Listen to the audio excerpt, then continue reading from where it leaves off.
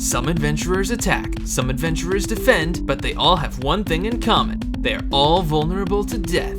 That is, all except one who not even old age can claim due to his sheer survivability. Ryozen, the Dormant Demon, is a 4-star light lance who has been around since the launch of Dragalia Lost and potentially the dawn of time. He claims to be in his 70s, but after seeing how he moves and what he can do, he may just be an actual demon. This is unlikely, however, as Ryozen used to be an archbishop of the Ilian Church, but has since left the position. As a member of the prince's ranks, Ryozen preaches peace to the world as he takes up his lance and violently attacks anything that takes damage when the screen is tapped. The lance grants him decent range, and his 4 strikes allow him to dodge swiftly, so he already has the skills for an evasion-style tank. But this is just the beginning, as Ryozen has one of the highest, if not the highest, base HPs in the game, but I'm too lazy to open up the wiki and check the exact position. Ryozen has a lot of cohesive survivability in his kit, so I'm just going to cover it in my usual order. His first skill is Celestial Citadel, which raises the defense of the entire team for a short time. Ryozen is also the only character to boast a defensive buff as his first skill, and as such is the only adventurer that can use it as a helper skill. His second skill, Lotus Lance, deals light damage ahead of him, which should only be used if absolutely necessary, or else Ryozen is just going to complain about resorting to force and lecture on for a while. Ryozen's abilities are where his tankiness really comes out. On a simple level, his co-ability raises the team's HP, but his first ability is Healing Double Buff, which regenerates his health whenever he receives a defensive buff, such as his first skill. This allows Ryozen to regenerate massive amounts of health. His resistance is to Curse, which is nice since it's one of the worst afflictions in the game. His third skill, if promoted to 5-star, grants him Overdrive Punisher, which helps balance his lower attack.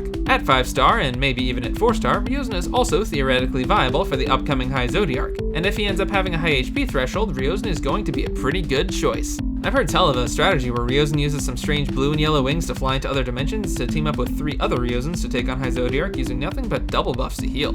For equipment, the 5-star Elemental is usually a good choice, but there are several other light lances in the game that can borrow the Thunder King's Great Spear when you're tired of listening to Grandpa Ryozen. You may want to equip prints that grant even more healing double buffs, like a Wish Upon a Yule Tree, which will work very well in battles that you can't even be bothered to watch. But for harder content, it may be a better idea to use something more offensively oriented, such as Dragon and Tamer or Resounding Rendition. However, the new print, The Heroes Arrive, does a little bit of both, as long as you're facing waves of enemies, and Warrior Maiden is also a decent pick. As for dragons, Ryozen can probably get along with most of them since he's about as old as they are. If you're building Ryozen as an unkillable tank, Jean d'Arc is a decent choice, but he also pairs well with Cupid, as they'll joke back and forth about which youngins would make cute couples. For teammates, you want to avoid adding Hildegard to the team since Ryozen left the church, and that may upset her. Ryozen doesn't need the healing anyway. Even then, however, light healers are Ryozen's preferred teammates, as they tend less to fighting and more to the healing as Ryozen tries to bring about peace. That being said, the best options are Estelle, Vixel, and Hope, the last of whom can trigger his double buff, and together will probably never die.